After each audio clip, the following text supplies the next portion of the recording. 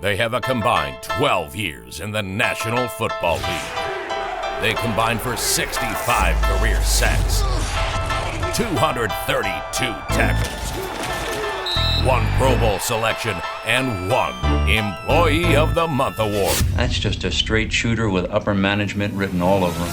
It's Train and Grose on the All AZ Podcast Network.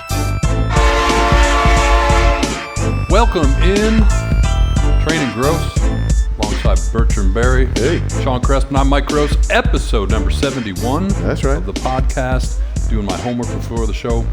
Walter Jones, Hall of Famer, Seattle correct. Seahawks. One of my biggest nemesis in my NFL career. I faced him twice a year, every year, while I was with the Arizona Cardinals. So you got to give us a story. We always went back to, we even go back to college. We squared State, off right? Florida State, Notre Dame, absolutely. Walter Jones did not start until his 5th-year senior year. Now, at is Florida State. that because of the depth at the position or just He was oversight he was, that happens? He was kind of a late bloomer. Okay. And boy, did he ever bloom. Yeah. Yeah, no kidding. Yeah, he blew. Well, I take that back. He was a true senior, but he stayed for a 5th, and yeah, he made good on his talent. When it blossomed, it blossomed. And when you think about the term franchise tackle, you think about built the system, right? Signed 1-year franchise tenders every year to last like 7-8 years of his career. That takes some guts to do as well, betting on yourself every year like that. Though. When you're the best in the business, you can do that though. Yeah. Like he was basically rewriting the market every year. 12 years. Yeah. The Seattle And Seahawks. how many years did you say he? 7? I want to say the last 6 or 7, he was franchised every single year, 1-year deals. Wow. He would not sign a long-term deal. Good for him. Yeah, great for him. Mm-hmm. He basically was the Kirk Cousins of our time. Right. Yeah. I don't know about that. Well, in terms of in terms of contract. No, The way- I get betting on yourself year in and year out. He's got a gold jacket, so trust me. Yes, exactly. That's kind of where I was going. Yeah, And yeah. I got your point, but I'm like, Yeah, I hear you. But like, I mean, you make the point, but it's a little Can't be mad at Kirk either, because he's going to walk away from the game very good. him and his Very good drive a standings. minivan or something like that. Isn't that the story? He may drive a minivan, but he can drive whatever the heck he wants to drive. Well, the other thing too, and you know, I didn't intend to go down this path, but that's the nature of doing what we do every week. He started his career in 1997, Same year as me. We came in and together. he ended up at 13 seasons and $67 million in career earnings.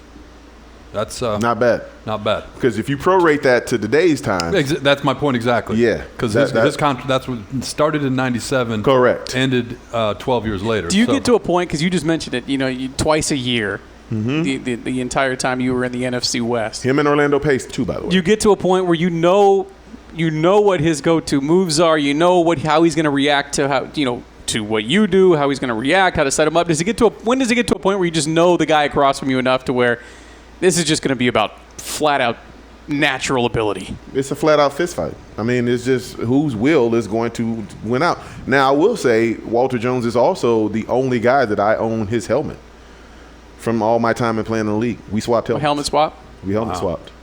That's a big sign of respect. Walter Jones, I have his helmet. He has mine. Nice. That's allowed? I knew the jersey thing, but don't they give you one helmet and you're like, you're not supposed to? You take the helmet home every year.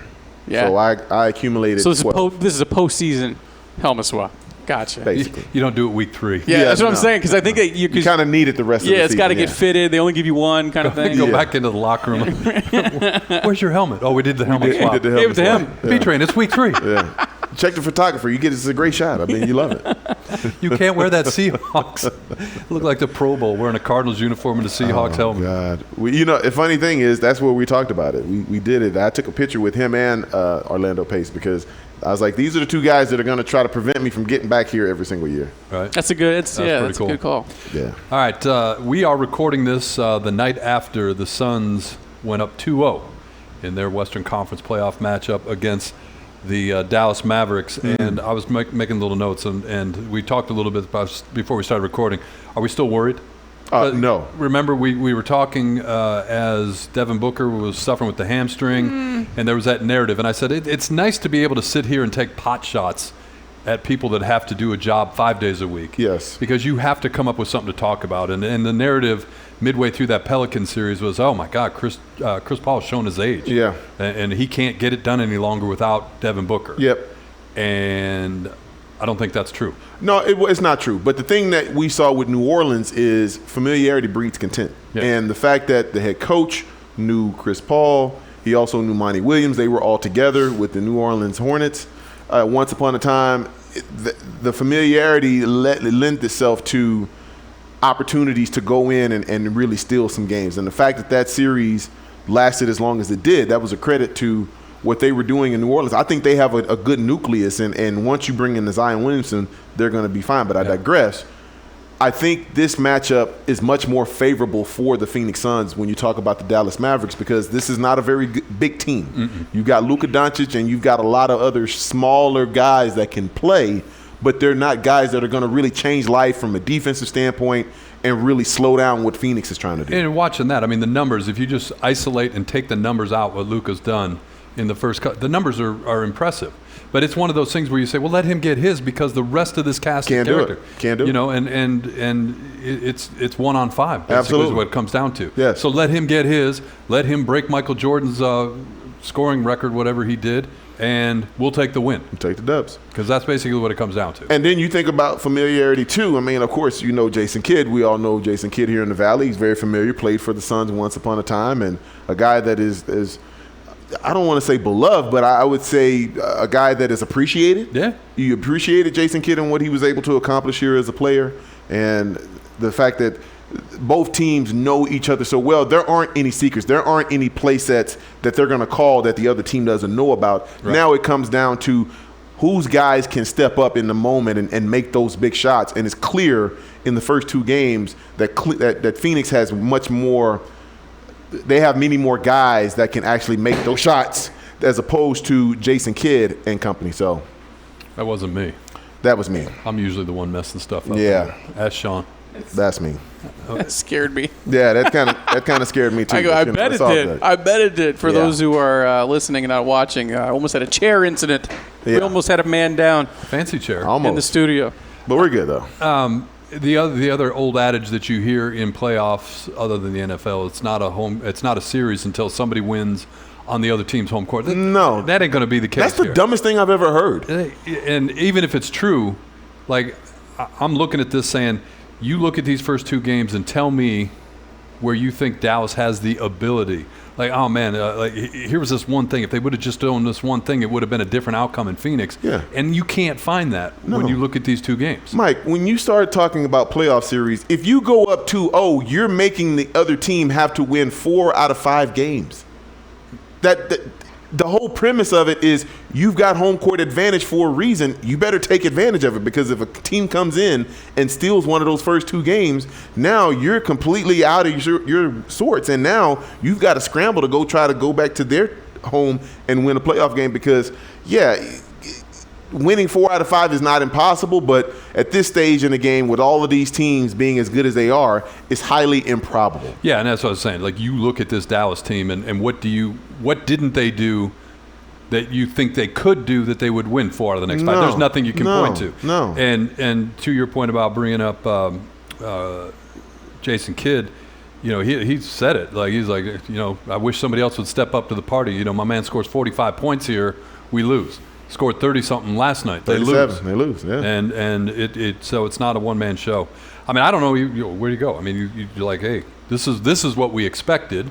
And to your point, I think going back to the Pelicans series, Phoenix by far and away the more talented team, but and you kind of saw it at the end of that series, the emotion and what that meant, and really what Willie Green has meant to that Pelicans team. No doubt. You take that team that made the playoffs, which is remarkable in and of itself, and won the play-in games, and then gave a valiant showing against the Suns. Yes. Without their star player. Without their star player, I think you're absolutely right. You look at it under Willie Green, I'd be looking at the bright side if I'm a New Orleans Pelicans fan. Mike, this is a styles make fights type of argument, because I look at the Pelicans. They were a longer team. They had a lot of length on their team, And I think they gave Phoenix a little trouble on the inside. I think DeAndre Ayton was a little uncomfortable in that series because there were guys that were looking him eye to eye and had as much athleticism as he did, and he's not used to seeing that. But now you look at this Dallas Mavericks team, there's not really anybody over 6'7", 6'8" that's really playing and playing significant minutes. You've got a couple tall guys, but they're more perimeter. They're more Kevin Durant's, as far as their size. They seem to be more spot-up shooters, guys that can't create their own shots. So this is a tough matchup for Jason Kidd and his Dallas Mavericks because they just don't match up well with the Phoenix Suns and everything that they bring from a defensive standpoint. The other thing that I think is pretty cool about this matchup is it's given everybody the opportunity to, I don't know if the word is revisit the 2018 NBA draft, right? Sure. Because obviously you've got two guys going head-to-head and the third notable player out of that group not even in the postseason now. Yeah. As somebody did the poll, would you draft Luka, DeAndre, or Trey? But this is a classic example of whether it's Luka or DeAndre. DeAndre's the supporting cast. The system where you go is important. Unless you are that elite player, unless you're just that difference maker, that might not, because you can build around that. Dallas hasn't done that with Luka, so I don't know if he's that guy or not. DeAndre, by far and away, the best situation, given everything around him, the system, the coaching staff, and how they've reached him and what he's doing this postseason. Mike, you can go all the way back through the history of the NBA, and you look at seminal moments where you have a Magic Johnson going to the LA Lakers. If he goes to another team, is he Magic Johnson? Is he that guy? Does he have the career that he has? If you take Michael Jordan and take him and he goes to Portland and they actually take him over Sam Bowie, does Michael Jordan have the same career in Portland that he had in Chicago? There's always going to be that talent versus situation where if you get drafted by the right team, things can go extremely well for you and you could be set up for a long, illustrious career. But then if you get drafted by the wrong spot, then things can actually not go in your favor, and it's a much tougher road, if you will, as opposed to just being gift wrapped and going to a team that's ready made to win early in your career. And they never mentioned Jaren Jackson when they talk about the other three. Yeah, because there was a fourth player. That's correct. Between Luka and Trey. I mean, go back to LeBron's draft where you talk about him, D-Wade, Chris Bosh, right, and the like. I mean, there are so many guys. Carmelo Anthony. Just think if Carmelo Anthony goes to Detroit, Mike.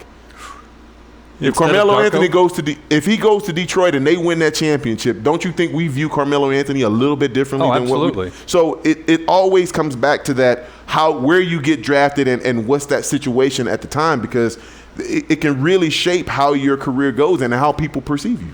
And how you view individuals that are involved in these decisions. There you go. How many Joe Dumars won championships as the general manager of the Pistons? He still gets flack for Darko Milicic. Yeah. Yeah. He drafted Darko. My goodness.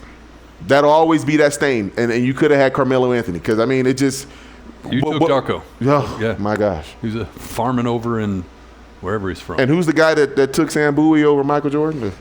Yeah. Well, where is he now?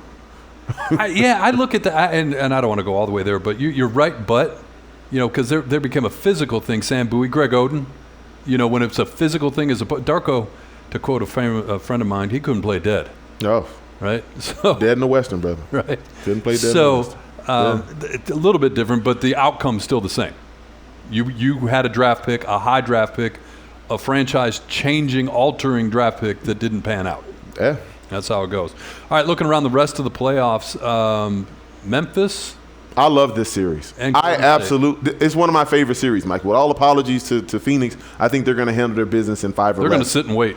5 and less. But I look at this Memphis and Golden State series, and I love the chippiness. I don't like how chippy it's gotten. Yes. Because anytime you lose players due to chippiness and retaliation, Mike, that's bad for the game. Because the Golden State Warriors are not better off without Gary Payton II.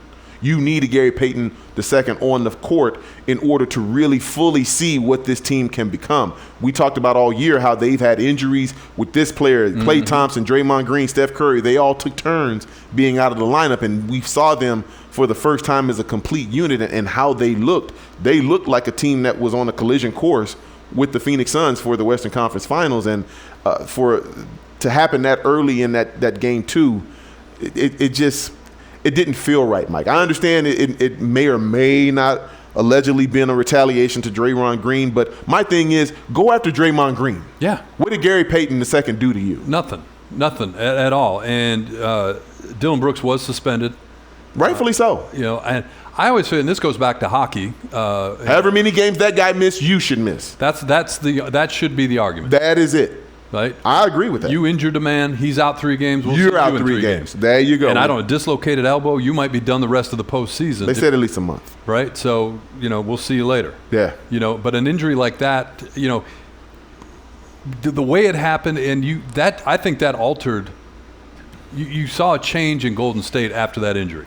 I'm not going to say it caused them to lose the game, but it took a little bit of wind out of their sails, I think. It took a little bit of their comfort, Mike. I think the one thing that Golden State had over a lot of teams is they had the ability to rest their stars longer because their subs played so well. Gary Payton II came in and played so well, and I look at the rest of that roster and what they're able to do. Yeah. They can mismatch so many different lineups and still be effective as long as you've got somebody, either a Draymond, a Klay Thompson, or Steph Curry in with the rest of those guys. They can still make things happen. Well, and Steve Kerr, who is normally unflappable, Oh, he was pissed. He was very pissed. He could be heard dropping F-bombs, chasing the refs around the court. And then he talked about the code. He said, here's the code. I was going to put this in Pump the Brakes, but it fits this segment a lot better. So was there a – did somebody break the code? Look at the play on Gary Payton II. That is not a basketball play in any sense of the word. Right. His head literally touched his shoulder. When you get hit that hard, there is nothing about that says hard foul. That says retaliation. You took out my guy game 1. Mm-hmm. I'm going to come back at your guy. And my thing is, go after Draymond. If you're mad at Draymond, go after Draymond. That's the guy and they did actually go after Draymond because he wound up leaving with a nice little fracture and some blood under his And that's kind of very baseball-ish, right? Like, a lot of times you'll see somebody break an unwritten – they're so stupid, but the unwritten rules – and then the next day, the star player on the team who gets hit. Even he had nothing to do with it, but because you know what I mean. That's kind of the way it felt. Well, and to your point about unwritten rules, not that Gary Payton is a star, but you get what I'm saying. Unwritten rules, right? And I agree with you. The unwritten rules are so stupid. The code, whatever. But Steve Kerr is much more. He's like, hey, there's a code, which to me is fine. Call it a code. And don't tell me it's unwritten, but there's a code. Yeah. You don't put a guy's career in jeopardy. That's not a code. That's just common sense. Right. You don't put a guy in jeopardy. Put his ability. What you always tell us, his ability to make money. Yes. Let's call it what it is. Yes. Right. Yes. You put his ability to earn a living in jeopardy. Yes. And then you break that code for retaliation. And I don't know. Like the only one I'm not sure of because of the nature of the game. You see it in baseball. You absolutely see it in hockey. Yep. Absolutely. And now apparently in basketball. But even going back to the day when we were talking about the Celtics and the Pistons and things like that, it would get physical, it would get nasty. But the intentional nature, or just to your point about how he was so exposed in this one, where it was even beyond, I think, and particularly because we're talking 2022, right. This might not have gotten as much attention in 1989, but it was bad. Mike, go back to 1984. Kurt Rambis and Kevin McHale. Yeah. That was a common foul. He went up to the line and shot free throws, and they played on. If that would have been today, he would have been a flagrant 2. He'd have been suspended maybe 2-3 games. Right. Because Kurt Rambis left his feet, Mike. He landed on his neck and got up and was like, where is he? Like, he's looking for blood. Yep. And the fact that they were able to not only, correct that, which I thought Dylan Brooks deserved to get tossed, and I thought he deserved a suspension. But now it still doesn't feel like it's enough because now you've got Gary Payton II out of this series basically, and it's going to take for the Golden State Warriors to get to the finals before he can even participate again. Right. So I look at that series and I'm just like, man, what could have been? Another series, Mike, that we're talking about is the Philadelphia 76ers and the Bucks. And the Bucks. I don't have any sympathy for the Philadelphia 76ers, just like I didn't have any sympathy for the New Jersey or the Brooklyn Nets. All that drama that y'all created all season long with your diva superstars not wanting to play where they were, good for both of you. You're both going to get swept up out of the playoffs because the way that it's going right now, they've got nothing. With Joel Embiid out, they've got no chance to beat the Miami Heat. I think this is going to be an absolute sweep, Mike, whether they play in Philly or not, because they both deserve to be. They both deserve to go away and just go to football or basketball purgatory right now. Yeah. You look at Miami; they lost one game in the opening round, right? And what do you? They're not losing this. What you've seen in this round against the Sixers, this could, to your point, this could vary. Miami has been the most complete team this postseason. Correct. And it's not even close. Not even close.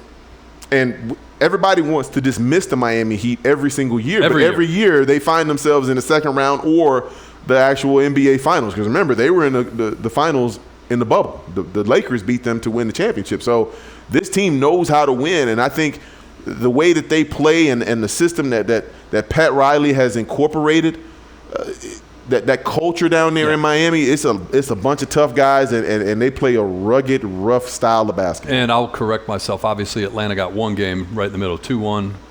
But I stand by my statement about the completeness, and agree with you. And I'm partly guilty of this because throughout the course of the year, we'd check the standings, right? Yeah. And NBA was always on the back burner while we were talking football. Let's check the standings. Well, the Miami Heat are still up there in the Eastern Conference. Can they hang on? Can they hold off the Sixers? Can they hold off the Nets? Can they hold off the Bucks? Yes. Guess what? The answer is yes. They did. Yes. And they're going to take care of business against the Sixers. And like we're talking about the Suns, they're going to sit back and wait and figure out what's going to happen between Boston and Milwaukee. I love that series too, Boston and Milwaukee. I think Giannis pendulum in that one.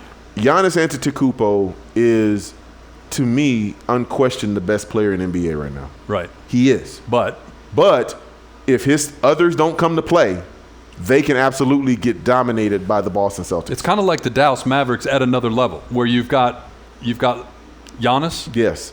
Playing the part of Luka. Yes. I would take Giannis over Luka if we were playing, but they fill that role. Absolutely. But then the supporting cast of Milwaukee is better than Dallas's, but the same story. It can't be particularly the way the Celtics play. It can't be 5-on-1, 1-on-5. And to be fair, one of their superstars is out right now. He's got the knee issue right now. When does he come back? Got to play. He's got to play, but no. The rest of the team's got. Oh yeah, the rest of the team has got to play. Can't worry about who's not there. Yes, Drew Holiday has got to step his game up. He's got to play a lot better. Bobby Portis has got to be that guy, that spark plug that has sparked that team all season long. I think to some degree, they're missing who they had last year. They're missing. Oh God! I know who you're talking about. He's with Miami right now. That guy. Yeah, they're missing him, Mike, because it's a certain nastiness that you have to have this time of the year that he brings to the table that Giannis has it, but he can't have it all by himself. PJ Tucker, thank you. Well, I didn't have it either. Yeah. I had to look it up. Former Phoenix Sun. That was very contagious because as soon as you couldn't get it, I'm like, I know who you're talking about. Yeah. I was looking at Sean. I was like, I know. Sean's Usually the guy that usually bails I'm there us out. for you. Yeah. Right. I didn't have it that No, time. it's all good. I mean, but he was that guy. Like, it's those unsung heroes or the guys that are the difference between championships and a nice run in the playoffs. So you look at the Suns in the West and the Heat and in the East. I think short series for both of them. Yep. And then they get to sit back and wait. The best thing the Suns can do is to wrap this up quick because I that Golden State is obviously the biggest hurdle in front of the Suns making a return trip to the NBA Finals. So if that series continues to be chippy like you guys talked about, and the Suns are sitting at home, getting rest, getting healthy, getting ready for an Western Conference Finals, if it does end up being Golden State and they're coming off 6-7 physical games, that's just all bonus. That's just all house money for the Phoenix Suns because that is clearly the biggest hurdle in the way of you returning to the NBA Finals. Can we just give a tip of the cap, though, for Ja Morant? I was just going to say that. Can we get a tip of the cap for this young man and what he's been able to do thus far in the playoffs and what he's done in this series already? They're a layup away from being up 2-0. Yeah. If you think about it. And I don't disagree with you on the surface when you look at who's the biggest hurdle and say Golden State. Fine. Yeah. Memphis is one of those teams, because this game has changed. There is no coronation that you go through like we talked about in the past. Had to go through certain teams, yeah. Pistons had to go through the Celtics, yes. Whatever. The Bulls It's a have to go different through the game. Pistons, It's 2022. No. And this Memphis team is fun to watch. You talk about Ja Morant, and I agree 100%. Athletic. And they don't know any better. Yeah, they're athletic, Mike. They don't know. They play above the rim. They finished 3 games ahead of Golden State in the regular season. Now, I know a lot goes into that, whatever, but this isn't like a team that's just like playing with house money here. Right. This team finished second in the West. They expected to be here. Right.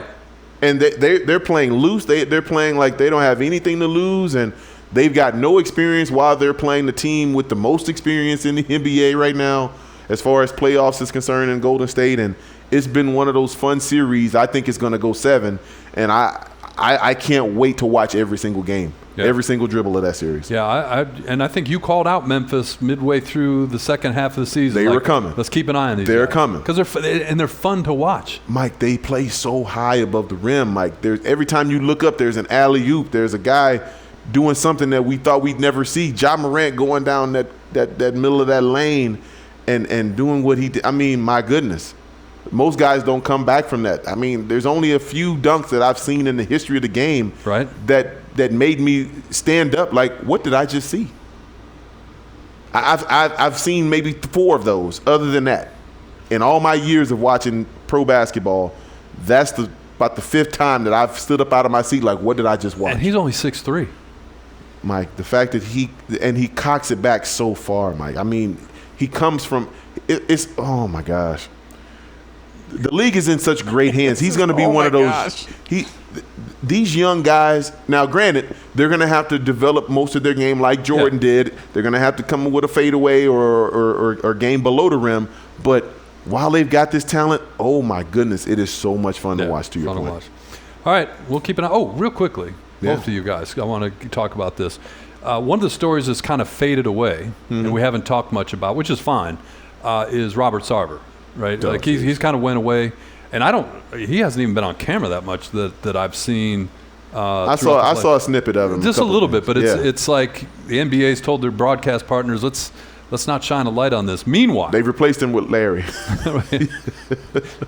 Owner box. Hey, we're going to give you a kid running around with a foam finger while we're at it. But Mark Cuban, he's at the arena in Phoenix. Taking pictures, holding up somebody's baby, taking a picture, smiling for the camera. Is he showing up Robert Sarver in his own building, or is that just Mark Cuban being Mark Cuban? That's Mark Cuban being Mark Cuban, and at the same time, he's showing up Robert Sarver in his own building because he didn't really have to do anything but just be a normal human being. Is basically what he's doing. Right. And it's showing so up. So he does Robert it at Sarver. the same time. To his credit, though, I mean, he is Mr. Shark Tank now. This happens everywhere he goes. No. I agree with B-Trey. He's just being himself, but at the same time, that light's a little brighter over here. I've got no problem with it. And way back in the day, we were talking, I don't remember what sport it was or where we were going with this, but they said, if you needed an owner for your professional team, whatever it is. Oh, we were talking football. We were talking football. Would you take Mark Cuban as your owner? Oh, absolutely. Right? Yes. So I've got no problem with Mark Cuban. Yeah. But I just thought it was ironic, and I understand it. Like from Robert Sarver's standpoint, from the league standpoint, keep a low profile. Like, especially with what you're going through, because we don't need that. That's exactly why. Yes. And I'm sure that it hasn't been overt or whatever, but to the point, the broadcast partners, let's not isolate the camera on him for an extended period of time. It's because we don't want people to talk about it. We don't want to shine a light on it and make it a story that outshines whatever game we're watching. Speaking of light shining, when did Odell Beckham Jr. become all of a sudden the biggest Phoenix Suns fan ever out there? He's there with the book jersey on. I'm like, what's going on? Like they did like 3 pans to him. I'm thinking there are so many other people that they could go to. No disrespect to Odell Beckham Jr. He's a Super Bowl champion now. He's a guy that's had a up and down career, but I just didn't get why all the love for Odell. I'll tell you all this. of the chains. I'll tell you this, though. He was bright. He was shining bright. He really was. I'll tell you this, though. That kind of thing on national TV, that is great for the Phoenix Suns. Right. You were always talking about wanting to become that team people talk about, right? The last 2 years, the Suns aren't getting talked about enough. The Suns aren't good enough. It's like the Staples Center. They're not getting enough love nationally. People come it's out starting to be seen. to happen because of the way you're playing on the floor. 3 years ago, this team won 19 games. Now you got OBJ wearing Booker's jersey and showing up to playoff games. Your guy Darren Urban was fielding questions on Twitter during that game. Is there some news breaking? Why is he here? He's got on a Devin Booker jersey. He doesn't have on a Kyler Murray jersey. So, different They number signed, one. this is in the business called a tease, they signed a different receiver or traded for a different receiver last week. By the way, We should probably hit we'll on get that. into that next when we break down the NFL draft and the Arizona Cardinals. You're listening to Train and Gross. We'll be right back. Train and Gross. Coming up in our next segment, we'll break down the difference between, what is it? Lemon what? Lemon pepper. Lemon pepper. And honey mustard. Honey mustard. Pretzels from Miss Tasty. That's coming up on Train and Gross. But the NFL had their annual draft lottery. No, their draft party in Las Vegas. Yeah. Looked like everybody had a good time. Everybody had a great time. Yeah. I mean, how do you not have a great time in Vegas, though? Like, it's hard not to. I mean, you've got to be really, really straight lace and really cornball to Did not you have a see good the time. number of fans that they announced? Estimated 300,000 NFL fans came through to the draft in Vegas. And a buddy of mine was up in Vegas playing 300,000. playing a hockey tournament, and this will talk about Vegas. He goes, "Oh yeah, I heard the draft was up there. We really didn't see much." They can handle events, and you don't if you're there for something else, or if you're just there to gamble, whatever. Like okay, Well, you go in those casinos and you just disappear, right? You're just in there, But if you're on the strip, though, You can't miss that. Well, I'm they sure had they're it in front of the Bellagio. why is everybody running around? Well, I don't know where he's in a hockey tournament. I don't know where they're That's playing, true. but they may have been in Henderson. Off strip. yeah, off definitely off strip. Off strip. So local team, and I was struck. In case you missed it, the Cardinals traded away their first-round draft pick and took Hollywood Brown, wide receiver from the Baltimore Ravens. Yeah. And you know how you read the experts, the so-called experts. Everybody gets a draft grade, and I get it, but you don't know draft grades till guys actually play some games. But I love the theater for it. Sure. And there was no middle ground here. You either love this or you hated this. Yep. And it also becomes a little bit clearer when because you got to talk about the news that came out right after the draft, that your number one wide receiver will miss 6 games due to a suspension, PED, from the National Football League. So the theory is, and correct me if I'm wrong here, gentlemen, you could have taken a wide receiver from college at 23 Yep. and rolled the dice whether or not he was game ready.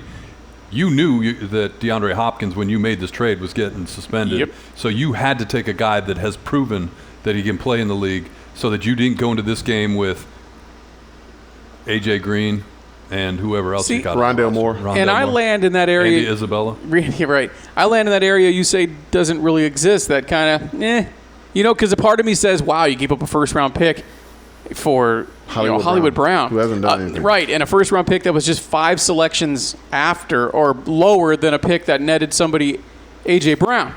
So that to me is, you're thinking, okay, that feels like an awful lot for Hollywood Brown, right? Yep. A guy that has had a case of the drops. He has had it hasn't really emerged as a true number one type guy. Correct. Right, so a number one felt high.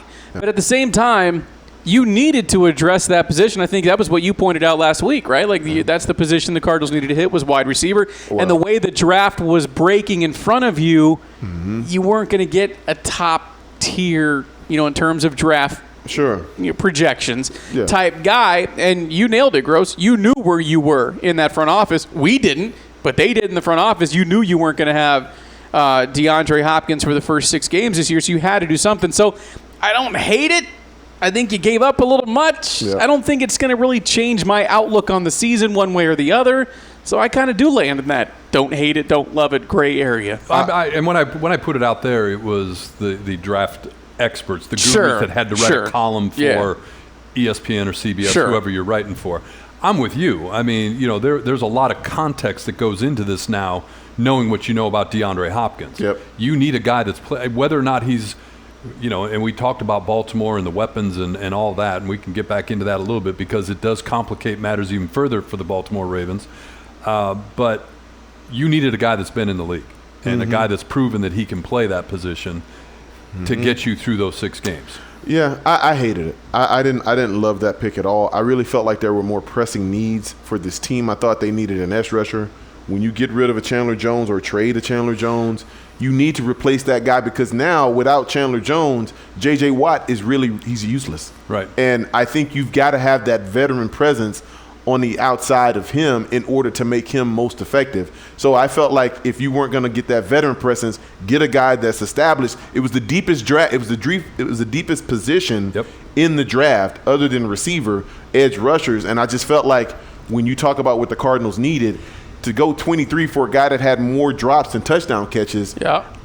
I hated it. That point is, I haven't thought about that yet in this offseason. I mean, last year we kept talking a ton about, hey, bringing in J.J. Watt seems like a solid move because finally, for the first time in his career, he doesn't have to be the guy, right? So he's not going to see the amount of double teams, the amount of chips from somebody off the edge or out of the backfield as he did in Houston. He doesn't have to be the guy.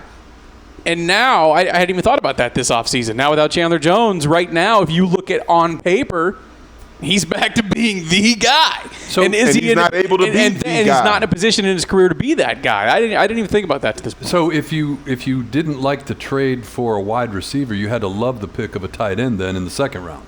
That one, and look, you read like, hey, he was the best college tight end last year. He won I think it's called the Mackey Award. Yeah. He is the best tight end. Okay.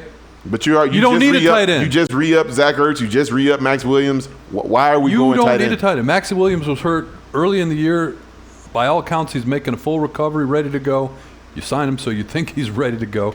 Now you got 3 tight ends, and you still, as of let me check my notes here, second round, 23rd pick, still haven't addressed the defensive line. Still haven't addressed it. Mike, I look at this, and it doesn't make sense because now I go back and I want to do the research. How many times have the Cardinals last year, how many times did they line up in 3 tight end sets? You didn't line up in 3 tight end sets, so why do you go and get a guy that's the best tight end in college to go with a guy that's a run blocker and a guy that's a pass receiver? You already got that. Yep. So why are you bringing them in? Yes, they're a little longer in the tooth. Both of those guys probably don't have 5-6 years, but at the same time, if he already dropped to number 2, you could have gotten the quality at that position and still figured out what you really needed at the higher rounds. I just didn't love the game plan going into this draft. And then round 3, you get to the defensive line and take 2 guys that, again, they're third rounders. To your point, it's a deep draft. So I'm guessing when we talked a couple weeks ago about, there's potentially 20 guys that could be difference makers at that position in this draft. That's fine, but the degree of probability goes up as these rounds, or of failure, I should say, go up as the rounds go up. Yes. Nothing against these 2 guys. Again, until they take the field and do their thing, you can't judge. But the other thing that goes, take out J.J. Watt out of this equation, this front 7, it's really, really young. You're counting. This is not like, hey, we're bringing in Cameron Thomas to, earn his spot a couple years from now. Yes. This is a guy. You got to play right now. You drafted in the 3rd round, expected to play. Yes. Right? Yes. And we talked about the linebackers from a year ago, and that situation is no better, right? You draft a linebacker, I think, in the 7th round, like your second to last pick, whatever. But it just was a head scratcher. Like, knowing what I know today, I understand what you're saying. I'm okay with the trade for Hollywood Brown. I have a bigger issue as we sit here today and think about this with the selection of a tight end in the 2nd round. Mike, to me, when you think of the first 2 rounds, you addressed immediate needs. I thought the immediate needs were receiver and edge rusher. Mm-hmm. And for them to go and get a guy that yes, he was not the best wide receiver available in free agency. I'll give you that. But there's history with him and Kyler Murray. Was this a move to appease Kyler Murray? Thank you. Because he's a guy that, he's had a lot of turmoil this offseason and scrubbing his account of anything. Oh, and he was all over it that night. He was all over it. Then he brings in Hollywood Brown. The thing that I felt bad for the fans is you go to a draft party to see a draft pick. Yeah. And you bring out Hollywood Brown. Like, people had to be thinking like, here I am. What? Who? What? Oh, they played that up. Michael flew up and got him in the plane. Brought him out on stage. Got him on stage that night. Okay. Okay. He says okay. We came to a draft party to watch the draft. We didn't come to watch. We didn't come to a trade party. Yeah. Because, yeah. Anyway, okay. I sent you a text this week. The Texas Longhorns. Nobody selected in the draft. Wow. That is a wow. The University of Texas. and a team, and a program that prides itself on being one of the best in the country and the richest in the country, and all of these players and all of that. Yeah, Nothing. crickets. Coming up, we'll interview the next or the latest draft pick from the University of Texas. All right, moving on. What? How you feeling if you're Deebo Samuels today?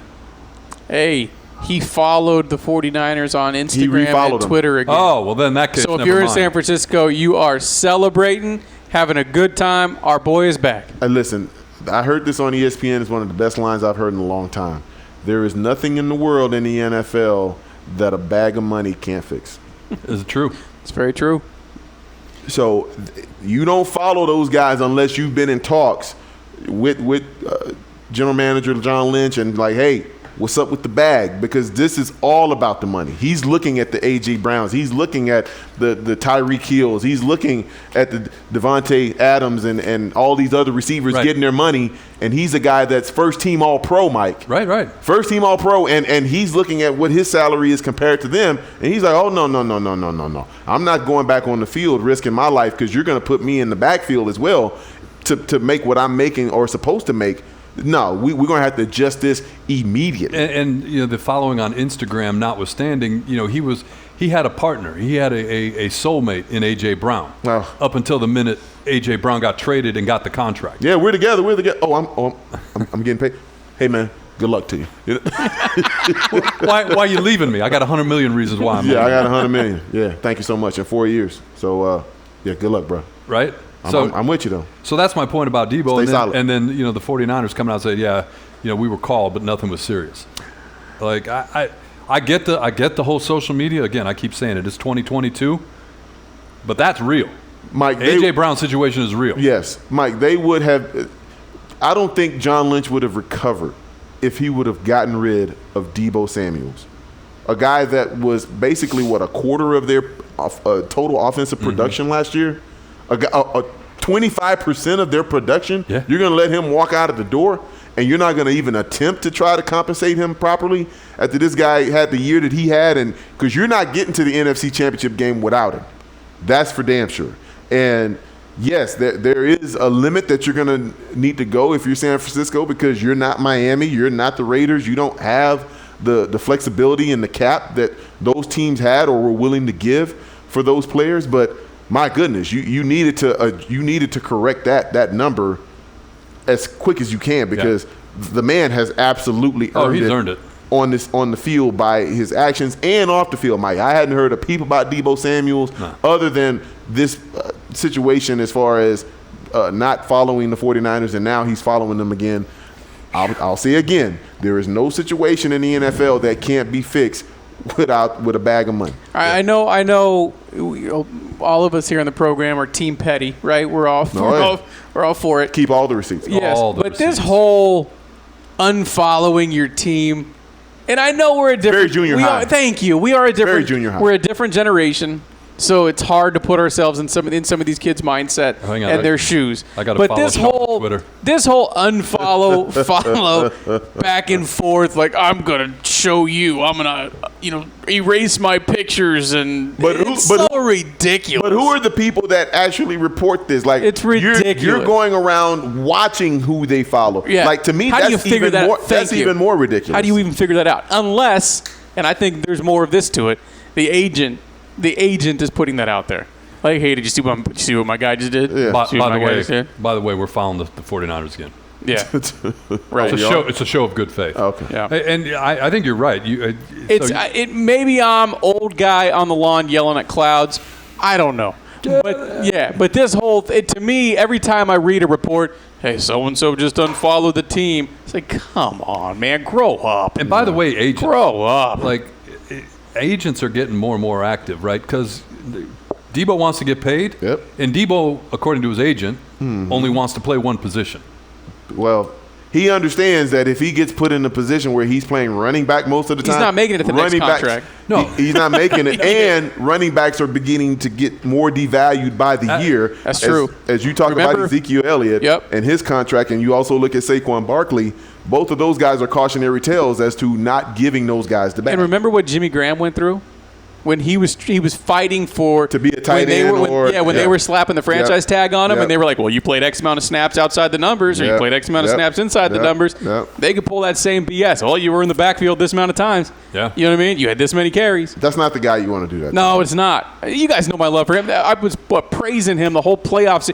To me, he's the most fun player in the National Football League. That's exactly what I was just going to say. It's and you're right. If for some reason, even if the 49ers offered him a bag of money and he turned it down and left, even if the 49ers did everything within their power to bring him back and he for some reason wasn't on the 53 come September, no way Shanahan survives that from a fan base perspective. No way. No way. So they had to do everything they could to bring him back. It'll be interesting to see, though, how it all shakes out, because it's got to. You don't all find the other players dominoes like him pretty very much often. fell, though. Yeah. AJ, it was the last one. The bag cures all. Right? Cardinals going back to Mexico City. What was that like, your first one? I think we touched on this before. It was because it was against the Niners. It was against the Niners. It was not a great trip because at the time there was a lot of crime in Mexico City. There were a lot of people being kidnapped. Yeah, you mentioned that. And we could not leave a hotel radius of our hotel. So we could go to the furthest we could leave was go to the next hotel across the way, and we were told not to bring, if you were married, not to wear wedding bands, not to bring jewelry, because if you at that point anybody was getting got. Yep. They were rolling up on you in the unmarked vans, and they were taking you to the ATMs, and they make you get one withdrawal at 11:58, then you go and get another one at 12:01 because it was a whole nother day. Yep. They were sinister like that, brother. It was crazy out there. But the game itself, it was the first game that I saw where you had mosh pits and barbed wire at the top of the stadium. Soccer stadium. Azteca Stadium, man. It was that scene was insane. Walking or driving up to it, I'd never seen anything like that in my life.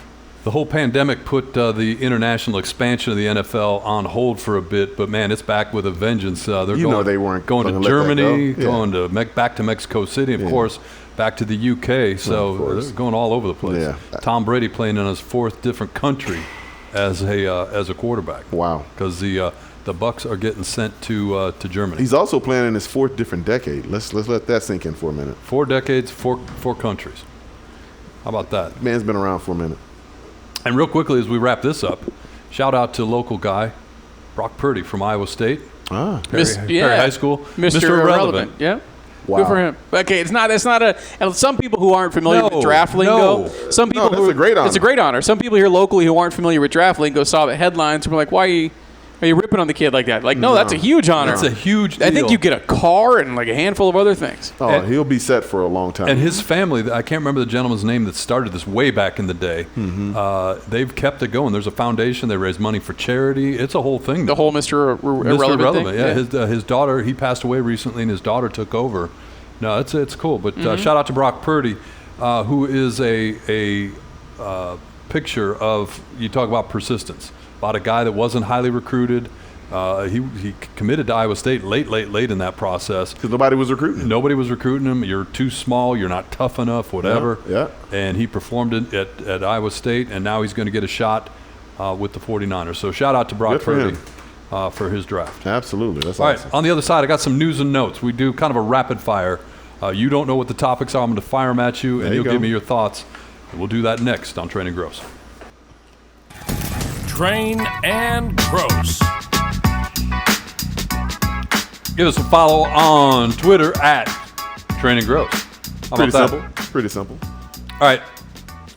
Speaking of local guys making good, Brock Purdy, Mr. Irrelevant. Bijan Robinson played his high school football at South Point Catholic down in Tucson. He may change that draft narrative for the Texas Longhorns. He's a running back down there. Mm-hmm. Bijan Robinson signed an NIL deal today with Lamborghini of Austin. Wow. He's going to get paid by a Lamborghini dealership. Look him up on Twitter.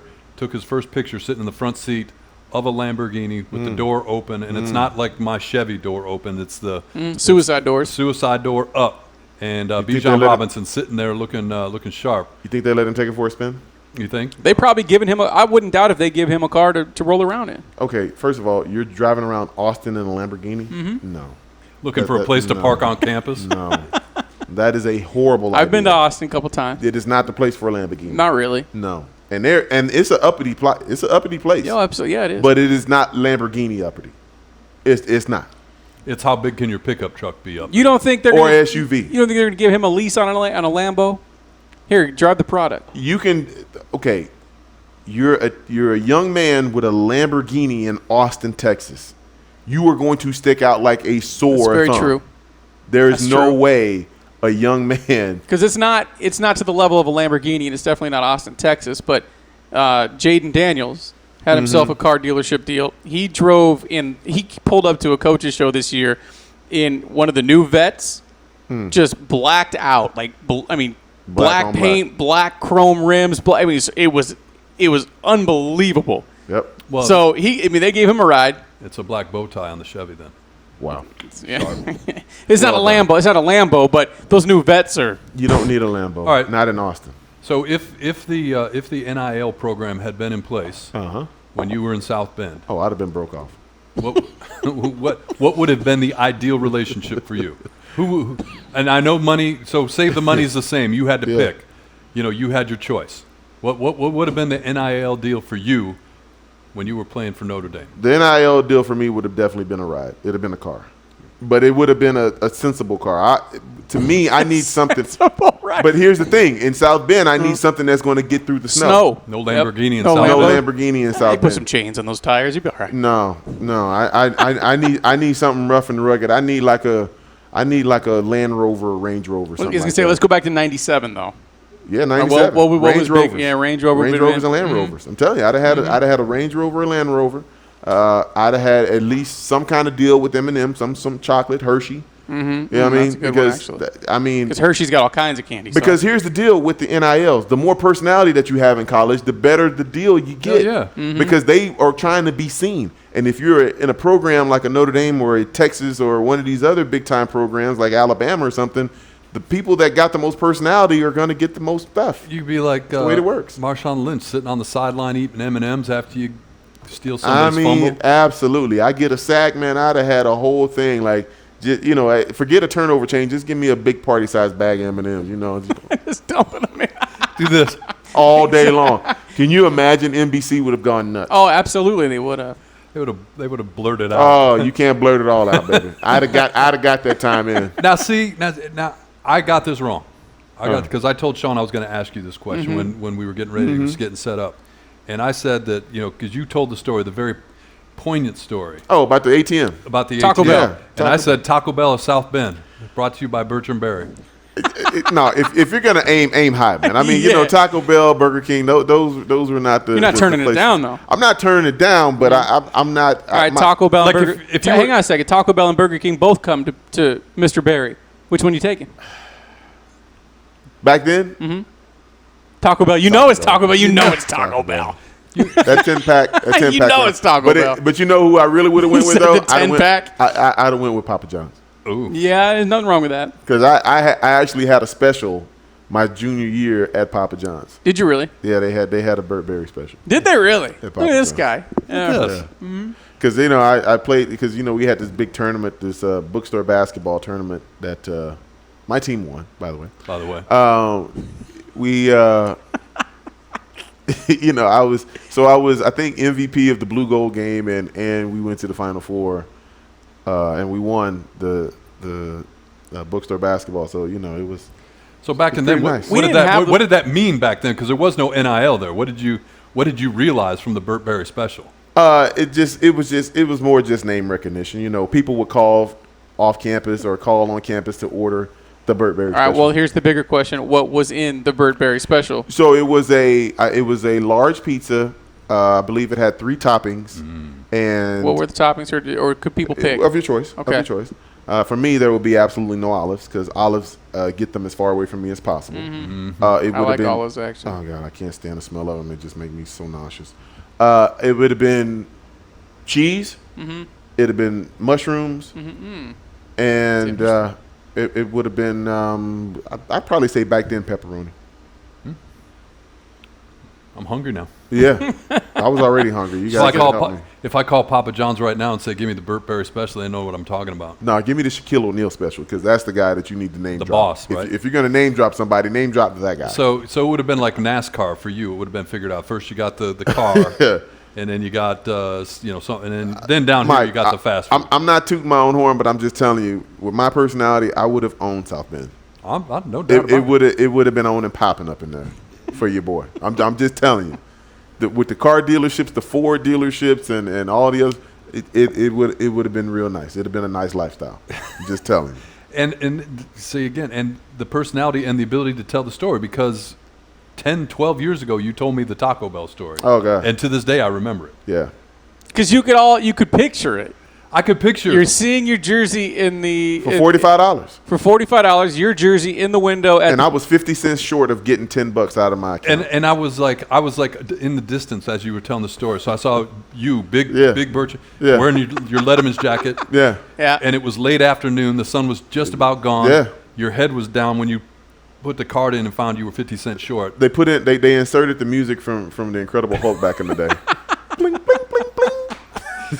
and then as I walk away, your head's down, and then we pan away and we see the jersey for sale in the window. $45 a piece. We pan away. I see this. Yeah. I can picture it. And then you go back to your room just mad as hell, mad and hungry, mad and hungry. 50 cents away. Because back in the day, $10 at Taco Bell. You by yourself? Nobody had 50 cents. You're doing a damage. I'd have made it rain. I'd have made it rain. Damage. I'd have made it rain. You want a taco? You want a taco? I'd have been Oprah Winfrey. All right, with that I'd have been Oprah Winfrey. Everybody you get gets a taco. a taco. Everybody gets a taco. With that 10-pack though, you'd substitute a couple tacos for burritos though, right? No, I always went straight 10 You pack. gotta substitute. No. You gotta substitute a burrito. No. Yes. Because no. Yes. No, because for me, I wanted to keep it the same because I knew how many tacos I had, and if anybody were to come in and try to snatch one, they were pulling back a nub. You know, there were 7 in there. Somebody's pulling back a nub. I'm just telling you. I'm moving some furniture up in there. You know See, I always had to sub for at least one burrito because he gives you a good break in between. Those beans, though. Those beans are so good. Not when they're going down, dude. Not when they're going down. A day later, yeah. The backup. Like, oh. And you know they don't have green sauce anymore at Taco Bell? Because I used to get the bean burrito. I couldn't tell you the green last sauce. time I was at Taco Bell, unfortunately. Please tell me, before the 2000s was the last time you had Taco Bell? One time with Meg driving home. Oh God. One time. And I've had more I tried to order the Taco Bell bean burrito, green sauce, and they're like, Sorry, I've had sir. it more recently than No more green sauce here. What? Sorry. than the 2000s. Yeah. well, he's younger than us. Yeah. But this is the guy that went through all of that. Remember the month he went through without eating 40 anything? days. 40 days. And by the way, I need to get back on it. That's biblical. It's like 40 days in the desert. Yeah. All I was 40 telling days. you, though. You did Talk 40 about- days without and I mean some of the stuff we had in there, we tried you, bro. Oh, I know you tried. did. We tried. You brought grandma's candy in from when you were out of town. You brought we tried you. everything. We Tried to tried break you. me. Remember? And you go to Taco Bell? I said I've been there more recently than the 2000s. Okay. Talk about pulling They back got a nub. eight. Remember I tried to grab a strawberry? Yeah, dude. The strawberries were all I had, man. They had a little bit of flavor to it. Don't touch my strawberries. Sounded like there was a lion in the room, man. Yeah, you were about to pull back a nub. That's right. Don't touch them. That's right. Don't touch them. This is all I got. Look forward to this all day. That's right. We'll That's keep an right. eye on Bijan Robinson and his Lamborghini. man. Maybe he Yeah, just God. drives it home to Tucson. Who knows? We'll My see. goodness. All right, Gene Smith, the athletic director at Ohio State University, recently gave an interview on ESPN. He was talking about the future of college football, and he essentially said, look, we got to break it off here. College football just needs to be run by those that run the college football playoffs and let the NCAA keep everything else. We just need to have... So be separate from the schools? No. Ohio State football is Ohio State football, but it's not governed in any way, shape, or form by the NCAA. It's governed by the college football umbrella. The college football, CFP, college football They should have playoff. been done this, Mike. This should have been Well, happened. but where this is different, though, because the thought is you're going to just get the, whatever the top programs are. You can use the term Power 5, but there might be a few more, a few less than that. But that group will just break off completely from the NCAA and not have anything to do with it. But I think what They basically have already. Well, they have, but they haven't. I think what you have here is an acknowledgement from Gene Smith is that the football programs don't want anything to do with your tennis program or your golf program. They don't care about swimming. So let the NCAA deal with They're tired all of sharing that. the money.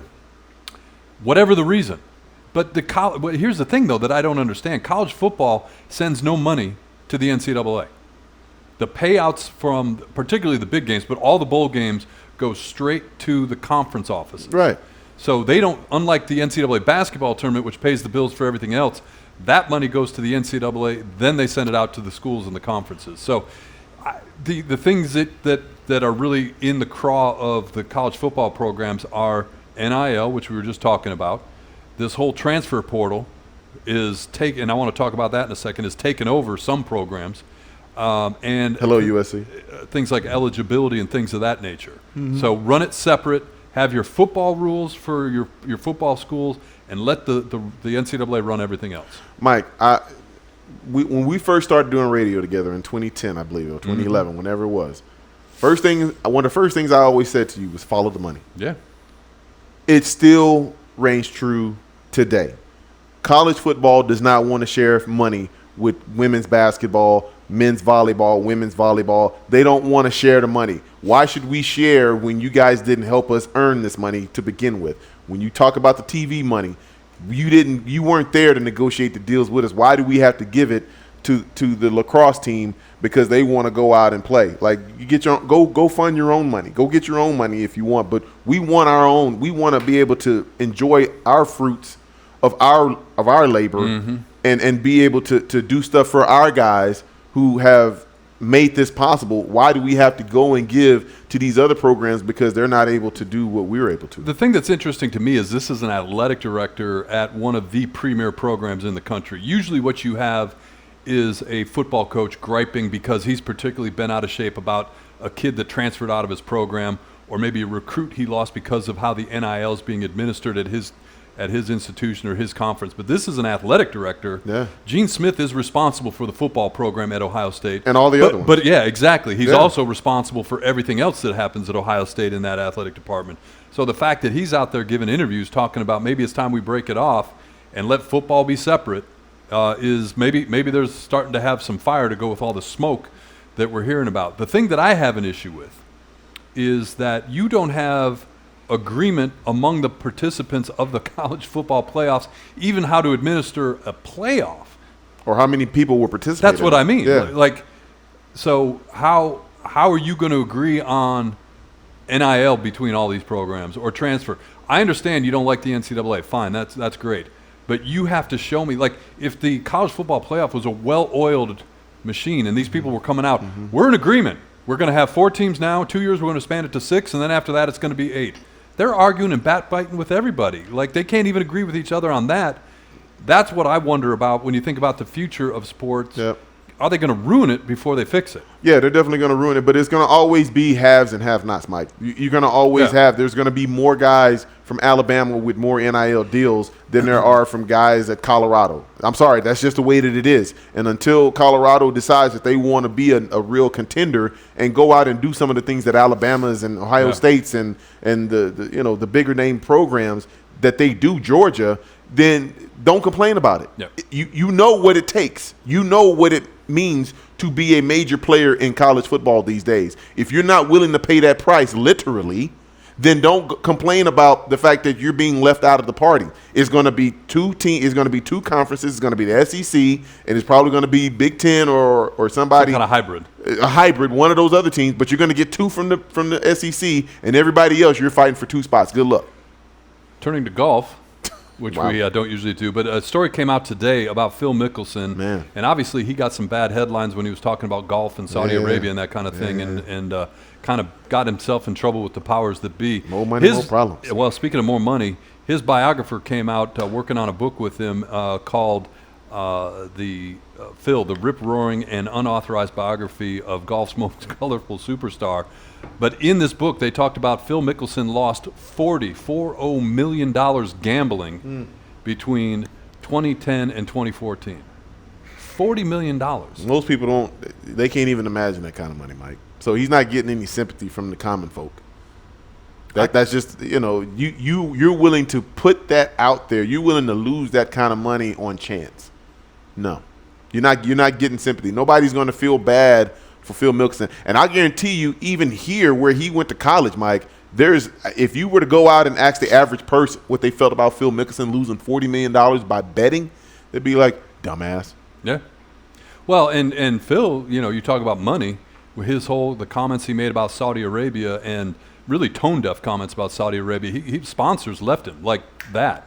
And, we joke around about NIL and NASCAR, but golfers, individual golfers, you look at how they get themselves ready to go out onto the course when they're competing. Yeah. Sponsorship is a big deal. Whose hat, whose shirt, who's got your bag, you know what I mean? And, so when you lose money, that's real. Yeah. That's real. And Phil Mickelson is, he's struggling with it a little bit. All right, real quickly, the last one I got here, and, this one, man, the NFL. And I said to you guys, when you think about Brian Flores and then Ray Horton, Steve Wilkes, what did I say? They don't want this. The NFL does not want this to get to discovery. Yep. So the NFL went to court this week, federal court in New York City, where the lawsuit was filed and said, hey, this court has no standing to rule on the Flores case because when we hired him, he agreed to any disagreements would be settled by arbitration. Yep. And guess who's the arbiter? Guess who sits in judgment? Roger Goodell. Right. And so that's how the NFL is going to try and make this go away. No. And it's in front of a judge in New York. And I said this all along. The NFL does not want this to get to discovery. Because you go, not nearly as serious of a case, the St. Louis case against the Rams. They went to discovery and they took the L. Automatically the checkbooks came. They never sat down for discovery. They got the checkbooks out after that. Yep. And that's what they're deathly afraid of here. Mike, this is what happens when you act so smug for so many years and you act as if you are untouchable and you're better than everybody else and you've got it all figured out because people can't get open to your books. People are going to get tired of it. And the right person at the right time, i.e. a judge in New York, if he feels a certain kind of way about how the NFL has treated some of his constituents and some of his co-workers and whatnot, I think you're going to see a guy really want to shake things up, and it could really open up Pandora's box to where you can never close it again. And if this judge rules the right way or wrong way, depending on your perspective, then this could be the beginning of the end of the NFL, operating as that, Teflon Don, basically, that untouchable type of figure. And if we could get a hold of those books and see how these guys have been operating over these years and see some of the mess that they've made based on some of the shady deals or whatever, it's a day of reckoning, Mike. Well, and that's my point. I don't think that ever happens. If the NFL loses this, all of a sudden they're going to settle with Brian Flores. I don't know what it would take to get Brian Flores to settle. I don't know what that is, but they are not going to let it get to arbitration. He's not about the money, Mike. If you've listened to Brian Flores, he is not about the money. He is about principle. He is about being treated fairly. And I'm telling you, Mike, he is the last person that the NFL wants to see because anybody else, they're kind of coming for it. They've got a price. This guy doesn't have a price. He is all about being the right guy. He said he's thought hard and long about this, and he wanted to do this for future guys coming up. He's looking to make a point. He ain't about his own money. And that's a very dangerous person to the NFL, a guy that is principled and moral and doesn't care about, that almighty dollar. NFL better look out. We've all seen the movies where somebody they're getting ready for the trial and they go into the conference room in the law office and they got the camera set up on a tripod and they're interviewing. Can you imagine when they call in Coach Belichick because of the text message? Tell us about the text message, Coach. He's in the cutoff sweatshirt sitting there like he's running like a press conference. You know what he's going to say, right? What's he going to say? We're on to Cincinnati. Wow. Wow. I don't have any comments about that. We're on to Cincinnati. Yeah, I don't recall. Hey, but from a football standpoint, though, is the Steelers coaching staff not being talked about enough here in this preseason? You put him with Mike Tomlin and company in Pittsburgh. That's a hell of a coaching staff. It's a hell of a coaching staff, but you still need players, and they've got plenty of them. And the one thing that they know how to do, they know how to coach up defense. And they just got a little richer on the defensive side. They've already got the defensive player of the year reigning in T.J. Watt. And you think of Cam Hayward, you think about that front seven and Stephon Tuitt. There's a lot of pieces in Pittsburgh, to my dismay, that says that they're going to be around. They're not going to just go away quietly in the AFC North. Yes, everybody's talking about Cleveland. Yes, everybody's talking about Cincinnati, deservedly so. But don't forget about the Pittsburgh Steelers. They're going to have a say in how this whole thing shakes out. And real quickly on the lawsuit front, I just want to mention separate but kind of related. Hugh Jackson tried to sue the NFL around tanking, and they tossed that. They said they did a 60-day independent. There was review. nothing found. There was no tanking. No tanking occurred. Coach Jackson is lying. Yeah, whatever. Basically. So the head coach doesn't know what's going on in his own organization. They found no evidence to suggest that the Browns' 4-year plan or the club's ownership or football personnel sought to lose or incentivize losses and made deliberate decisions therein. Yep. Did I sound like I went to law school? You did. Yep. It's just They're that in. last line, they're in, yeah. Yep. Speaking of Steelers, and I meant to mention last week we covered a lot of territory and I didn't get there. Chase Edmonds gave an interview on a podcast to somebody. Was he on Patrick Peterson's podcast? He was on somebody's podcast. Yeah, I don't know. And he was talking about his time with the Cardinals, and he appreciates the fact that the Cardinals drafted him, and he enjoyed his time with the Cardinals. But sometimes you question the culture, and maybe it's not the best culture. And the follow-up question was like, well, what do you mean? He goes, well, they should try to be more like the Pittsburgh Steelers. And I just laughed. I mean, if that doesn't how many other temes in the NFL should try to be like the Pittsburgh Steelers? Everybody should be trying to beat the Pittsburgh Like Steelers. I was waiting for the other shoe to drop. Like what are they doing? Thank you, Captain Obvious. Right? Yeah, exactly right. Yeah. I'd pattern myself after the Steelers if I were the Cardinals. Yeah. Okay, then. Next right. topic.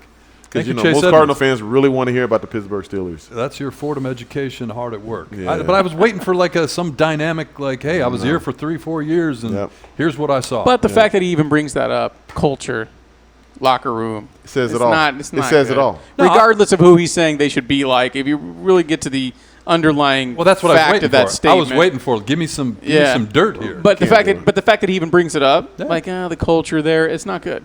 No, I'm That's not not good. not disputing point A. I was just Yeah. kind of taking issue with point B. Right. Like if you want to go there. Name names, brother. Name names. Right? Right. Cough Exactly. it up. Cough it up. Yeah. We want names. Who's the problem? Where? How short is he? Wow. It's my bad. You bad. All right. Wow. Everything we've done so far, it's just a lead up. Yep. Got Pump the Brakes, dad jokes coming up on Train and Grose.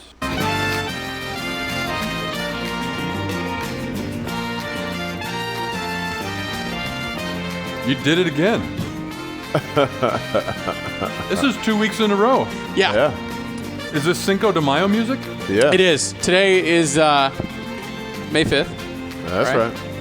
So usually I throw the pop culture on the backside of Pump the Brakes. By the way, we're playing Pump the Brakes. I'm going to give these guys statements for the world of sports, little pop culture. They're going to tell me if they're pumping the brakes on it or if they're rolling with that statement. Very simple. Pump the brakes or not, B-Train. Today's a holiday. Pump the brakes. And the one thing that I don't want to see people out there in the stupid sombreros and the ponchos and the stupid mustaches. Look, if you want to drink tequila, you Just can drink drink it. tequila anytime. Thank you. Don't go out there and mock a whole culture. Thank you. I hate when I see those pictures. And then when they have the little stupid mustaches on their finger and they put it up to their face. It's Thank so you. disrespectful to me. I tweeted out about this last month. And I was like, look, don't be that schmuck. Don't be that guy or gal Grose? that goes out and does that. Wow. I was wiping off the mustache off my finger. I was going to put it up there when you asked me if this was a. I'm going to be that geek. I get what you're saying. Yes. It's one of those like Hallmark holidays where it's a manufactured holiday. Valentine's Day. There was in Mexican history there is Yeah. significance to May 5th. Yes. But it's not Mexican Independence Not Day. at all. No. No. There was a whole podcast put out by NPR that I've listened to on this. Wow. Don't judge me. Wow. It was really interesting. But it has nothing to do with it. Ironically, though, our neighbors to the south have like given up the fight. They're like, let's just Just go embrace with it. it. Let's embrace it then. Yeah. Yeah. Why 'Cause not? If we can make money off the stupid Americans, let's do it. Exactly right. That's kind of where they're at. Just roll with it. So it's to your point, B-Train. It's not you're not celebrating what you think you're celebrating on May 5th. Exactly. You're just making an idiot of yourself. Is that fair? That's fair. All right. So I don't know. Am I pumping the brakes or I not? saw a thing online. I think we're pumping the brakes. I don't know what we're doing. I saw a thing online earlier, though. It said, remember 155 years ago today, 3 brave Americans defeated El Guapo at the Battle of Santa Poco to give Mexico its independence. It was a reference to one of the greatest movies of all time, Three Amigos. Three Amigos. Yep. Just saying. Awesome movie. Yep. Hey, we agree on that. Yeah, it is. Usually Finally. you're dead wrong about movies. Finally. No, I'm never dead wrong about movies. Wow. All right, back to our regularly scheduled program here. Pump the brakes time. Well done. 2 weeks in a row. Thank we you. added some. Thank you. A little curveball there. Yeah. So you touched on it earlier. You touched on the DeAndre Hopkins situation with the Cardinals. We didn't really get into it too deep. So let's do that right now. In a division like the NFC West, obviously every game matters, combined with the performance last year without DeAndre Hopkins. You guys know how that went. This situation is detrimental to the Cardinals season. Pump the brakes or not. Yes, it is detrimental. And I think for the Cardinals, this is just another reason why it is so difficult to fully root for this team. And I obviously I have my own personal ties to the Cardinals. The Cardinals are the team that gave me most of my success. I went to a Pro Bowl, went to a Super Bowl playing for the Cardinals. But sometimes they do things that just make you scratch your head like, what are you doing? What are you thinking? And for DeAndre Hopkins, you can't be a 10-year vet and say you didn't know what you put in your system. That just doesn't fly. With millions of dollars on the line, that cannot be your response. And the fact that he finally gave up and was like, hey, we'll see you in week 7, because he knew he had messed up. I mean, to some degree, there is no comeback from that. Once you get popped for something like that, there are so many ways that could have been avoided. And for you not to have avoided them and to be in the situation that you're in, extremely disappointing. Completely and wholeheartedly agree. And, you know, for me, this one, in the context of what we're talking about right here, this is 100% on the player. Like, this is 2019. It's. I think arguably it's worse than Patrick Peterson's suspension in terms of the impact to the team. Patrick Peterson got it in 2019, I think it was. Yep. 6-game suspension for PEDs. Yep. Right? And his response or his reaction was essentially the same as DeAndre Hopkins, but there has to be personal accountability, personal responsibility. We didn't believe him either, though. No, exactly right. And you talked about this many times. Like, if you don't put anything in your body that you don't know what it is if you're in the National Football League, and if you have something that you get it tested, you get it cleared. Like, we weren't even talking about PEDs, we were talking about cold medicine, I think. Mike. Or allergy medicine, something. Absolutely. Mike, I've been out of the league for 13 years now, which is crazy to say. But I still know everything I put in my body. Right. There is not anything that I put in my body that is not looked over by myself and said, okay, I know what this is. Right. Nothing about what I put, nothing about my diet, nothing about any pills that I take. There's nothing about it that I don't know. Well, and even to that point, I think you told me this story, or somebody told me, like, if you had a cold, you didn't go to Walgreens and buy something over the counter, you got it cleared through the team. I went straight to the team. Yeah, absolutely. I mean, that's what you do. So I think arguably this is a bigger hit than Patrick Peterson a couple of years ago. No, I think 100% is. Especially after we just got a taste of what the Cardinals offense looks like without him last year, right? I mean, and they were, 1-5, I believe? Now we don't have Christian Kirk. Now we don't have, got Hollywood Brown, though. There we go, yeah. Okay. Number 2, today, we are recording this on Wednesday. Tom Brady went viral on social media. I don't know if you saw this, but Tom Brady posted a video on Twitter and TikTok and everything else, essentially admitting that the Tuck rule was indeed a fumble. Pump the brakes or not, that play is the singular most impactful play in sports history. Oh. I don't know about sports history. Pump the brakes. Pump the brakes. I mean, there's a lot of different sports moments that altered that sports history quite like that one did. Well, but they still had to go and beat Pittsburgh. They still had to go and beat the Rams. So all it did was just put them in a position to do something different. Right. Because we don't know if the Raiders would have run a table. No. And I'm not saying that they would have. However, the two trajectories of the teams and the people involved couldn't be more polar opposite. Now, I will give you this. If they lost this, is Tom Brady, the California kid who lost to a California team in the snow in Boston, is he the quarterback the next year after going one and done in the playoffs when, let's not forget, they had just given Drew Bledsoe a giant contract? Raider fan, every time you describe this, your voice gets louder and louder. Thank you. It's not. I can't. Woosah. Is he even the starting quarterback next year? Yes. I mean, Drew Bledsoe goes to Buffalo, then to Dallas, had 4,000-yard seasons galore still. The man could still play. If he goes one and done in the playoffs, is he even the starting quarterback the next year? Let's say the Raiders go on to win the Super Bowl that year. Is Charles Woodson ever in Green Bay? That one singular moment just absolutely divided the National Football League. You know, I thought I had issues with my Super Bowl loss. Boy, I'm telling you. Wow. And you know what this is? Tom Brady's just messing with people like Sean Christmas. He's trolling the hell out of us. Everybody. He didn't admit a thing. He did a Tom Brady. He goes, it might have been. Yeah. Like, that's all that was. You want me to see if I can find the audio? But you know they did the whole special with him and Charles Woodson when they were on talking 30 for about 30, and it was amazing. Yeah, I mean, but he's like, it could have been. But he's like, he's not giving back the 6 rings. And this, yeah, exactly. And this, thank you. This isn't even, you're telling me that play was more impactful than the Immaculate Reception? Huh? Wow. That play, yes. No. Absolutely it was. No, it was not. The Steelers were still going to be the Steelers. I tell you what. Bradshaw and it would have derailed what they were doing there. It was the Raiders on that one. It was. Right. The only thing that happened out of that is Franco Harris got himself a statue in the airport. That's all that came out of that. Listen to me. What you got? You want to talk about heartache? Mm-hmm. Let's go back to 1983. All right, I'll put the music back on because I was going to play Tom Brady, but go ahead. Yeah, let's go to 1983. A single moment. A guy shoots the ball, an air ball. Lorenzo Charles catches it in midair and puts it in the. Okay. Go ahead. NC State wins a national championship. They do, yes. Jim Valvano becomes a national figure. Jimmy V, yeah. If he doesn't win that championship, we don't care about him at the ESPYs. Cancer does not change my mind. It cannot save my soul. He is not that guy.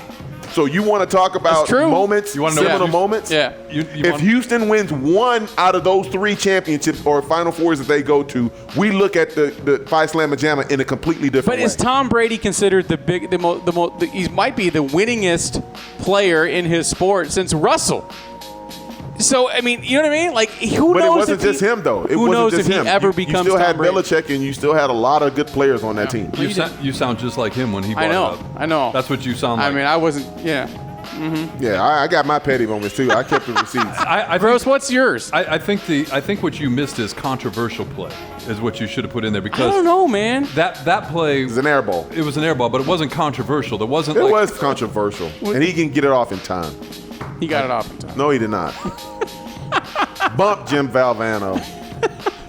What's your play? I told you, it's the Immaculate Reception. It overshadows your play. Well, no, what does that have to do? Like, with that one to get your blood going? I mean, he just gave you his. That one for me will always be. I grew up in Detroit as a Lions fan. Oh.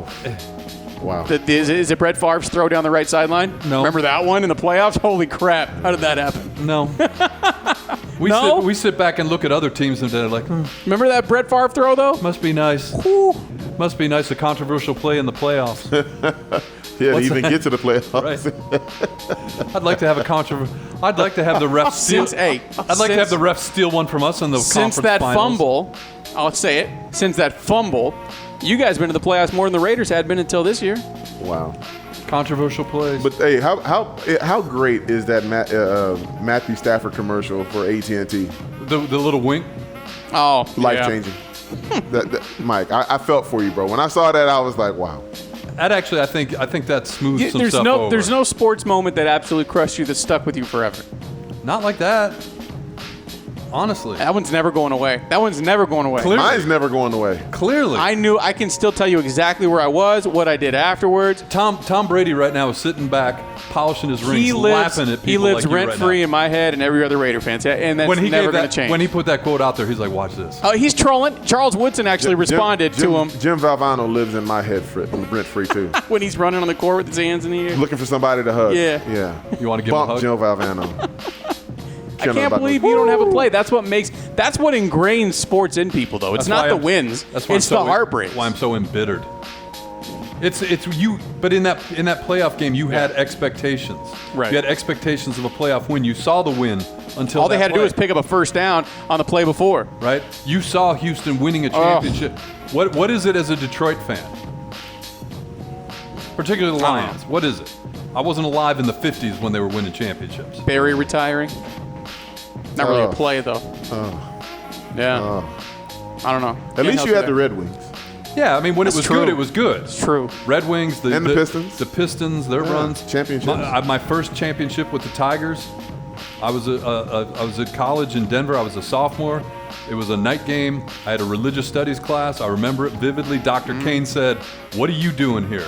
And I said, "We got night class." He said, "You're a Tigers fan. Get out of my class." Yeah, I love that. And he let me go watch the game. Wow. I will never forget that. That's awesome. But that wasn't heartbreak. That was joy because we beat the Padres. Yeah. All right, next one. So I saw a. This kind of comes from a local story, but I'm gonna take it to San Francisco.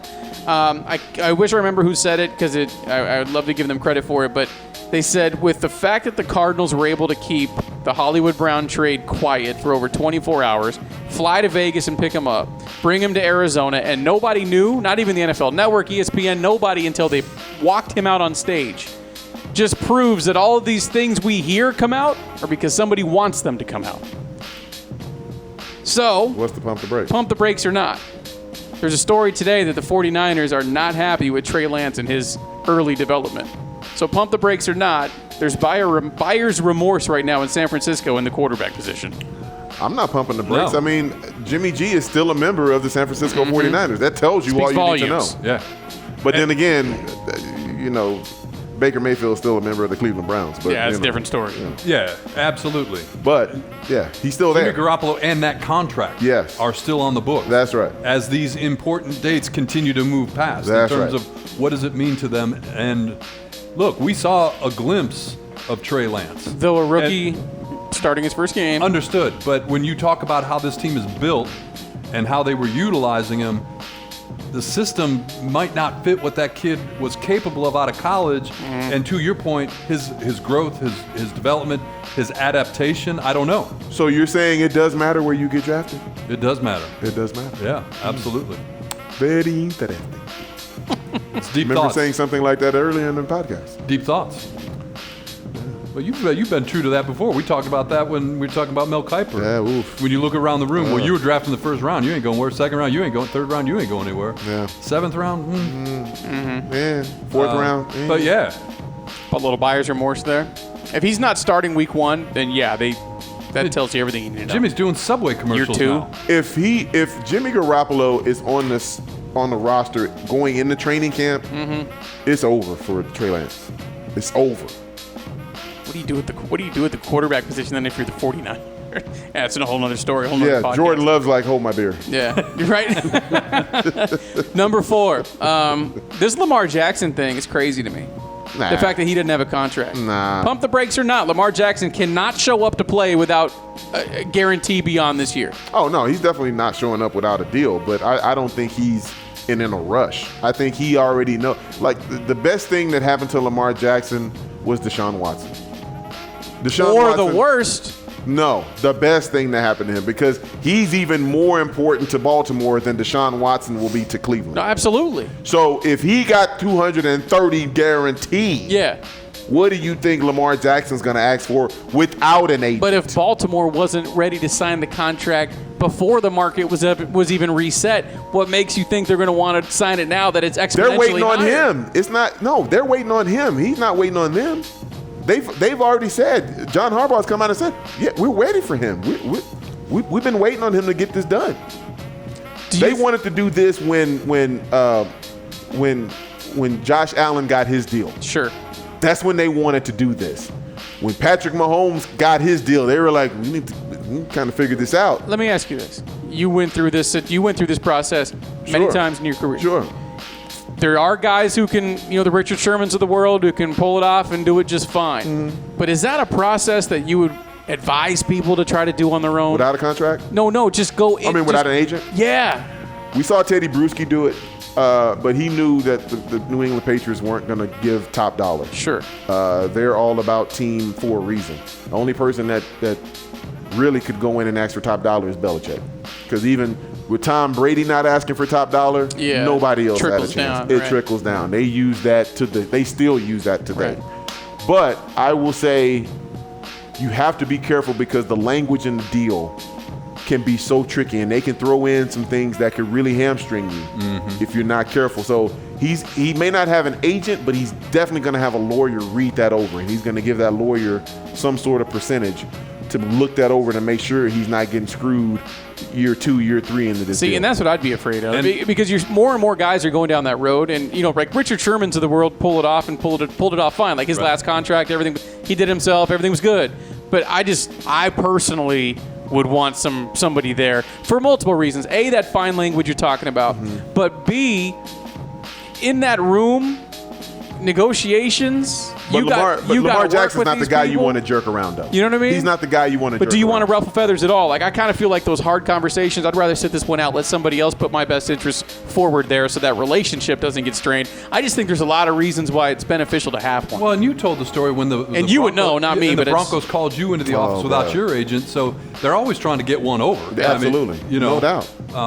Like The Godfather, man. They had me in there. All the lights were out. You just had the lights are out. The light on. The desk light. He's like, let me give you an offer you can't refuse. No, he didn't do that. But I mean, basically, he was like, I couldn't guarantee your starting position if you don't sign this. I was like, Mike, this is highly unethical. My agent's not here.